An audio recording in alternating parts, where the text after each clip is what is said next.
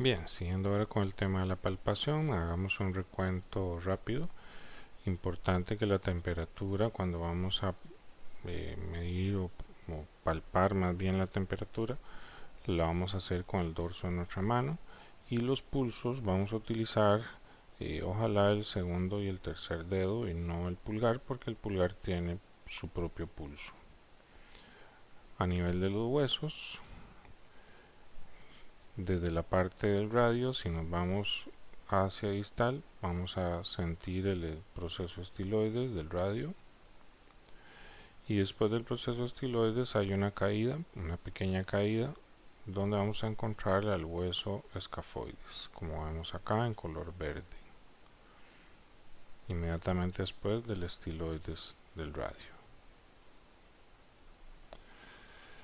Bueno, aquí valdría la pena que si queremos sentir mejor este hueso, haríamos una desviación hacia la ulna para que el hueso se vaya a deslizar hacia el radio y nos sea más fácil palparlo. Siguiendo hacia distal, después de encontrar el escafoides, vamos a encontrar al trapecio, que es muy importante su palpación porque, como sabemos, hay muchas patologías que tienden a afectar a esta articulación, que es muy utilizada en general, nuestro dedo pulgar como el principal dedo de la mano. Luego de recordar que el hueso grande es el eje de la mano, por lo tanto está en línea con el tercer metacarpo y también va a estar en línea con el semilunar. Entonces, para palpar el hueso grande, primero nos vamos a guiar con el tercer meta, y después del meta hay una caída donde hemos palpado la base del tercero, que sería esta. Después de esa base hacia proximal, vamos a tener una caída donde va a estar el hueso grande, y siguiendo hacia proximal, después del grande volvemos a encontrar ahora al hueso semilunar, que va a ser más fácil palparlo si hacemos una flexión de la muñeca, porque él va a tender a deslizarse hacia dorsal.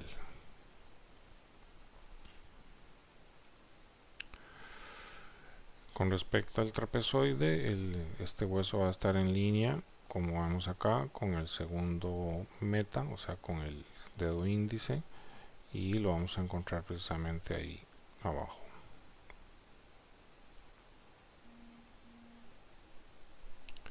Para el tubérculo del escafoides y el tubérculo del trapecio, nos vamos a dirigir desde el radio, pero ahora en vista palmar, hacia distal. Y recordemos que estos puntos van a ser relevantes porque van a ser el techo donde se cuelga el retináculo flexor, que era el que estaba precisamente acá, para conformar el túnel carpal. Si nos vamos ahora más bien a la parte lateral, que sería de este lado, o sea, la zona de la ulna, vamos a seguir a la zona distal de la ulna, al estiloides de la ulna, y si seguimos hacia abajo vamos a encontrar a ese hueso verde, que sería el piramidal, y para palpar el piramidal lo más lógico sería que pidamos una desviación radial, ya que el piramidal se va a deslizar más hacia medial, hacia la ulna.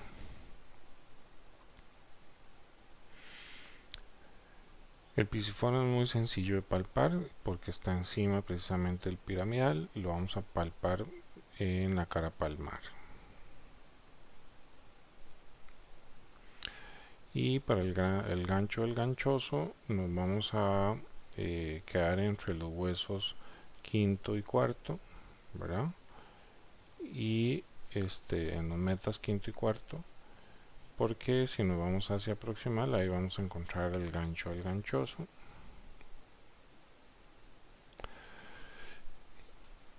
Con respecto a los músculos, y bueno, aquí voy a hacer un poco rápido porque revisar esto es bastante amplio, pero bueno, así a grosso modo.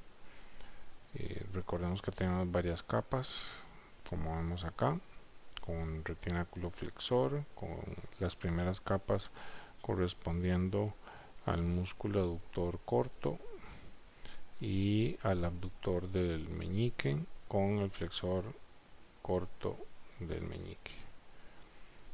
Entonces, si nos vamos más profundo, vamos a tener ahora el músculo oponente del pulgar y vamos a ver ahora otros más. Bueno, tal vez lo más relevante de los tendones acá relacionado con patologías, bueno, teníamos la famosa tabaquera anatómica que está compuesta por estos tres tendones.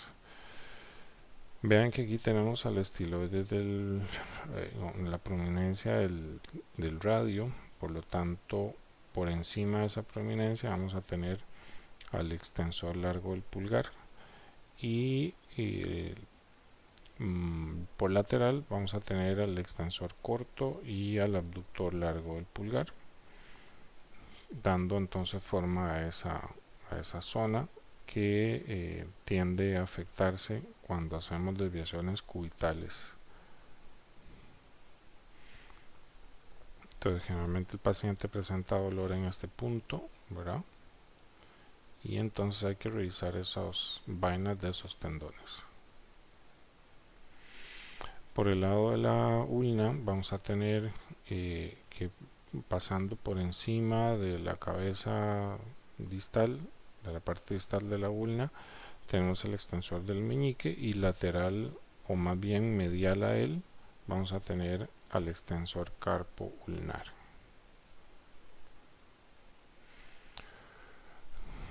Si nos vamos ahora a los músculos de la palma de la mano, tenemos que a nivel de la eminencia tenar, de superficial a profundo, vamos a encontrar al abductor corto del pulgar, que sería este que ven acá, siguiendo al flexor corto del pulgar,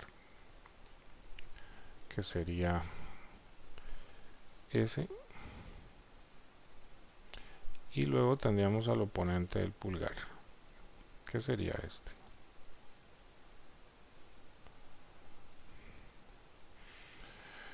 Entonces para el abductor corto del pulgar podemos hacer una resistencia como se ve acá, que va a ir hacia allá. Para el flexor corto, resistencia como se nota con nuestro dedo y se palparía en esta dirección. Y para el oponente del pulgar haríamos la oposición entre el dedo pulgar y el meñique. El aductor del pulgar, como vemos, está mucho más medial y une al tercer dedo con la base del segundo meta del primer dedo gordo, del primer dedo. Haríamos entonces la resistencia y la palpación de esta forma. Ahora, si analizamos la eminencia hipotenar, tenemos de superficial a profundo, primero el abductor del meñique, luego tenemos al flexor del meñique y por último al oponente del meñique. Siguiendo entonces con la evaluación, haríamos de esta forma la tomada y la fricción para valorar a ese músculo, luego al flexor del meñique y luego al oponente del meñique. Bueno, ahí tendríamos a los lumbricales que serían evaluados, podría ser uno por uno de esta forma, haciendo una flexión de la metacarpo falángica. Y para los interóseos palmares, recordemos que los palmares aducen, entonces sería una resistencia a la ADD.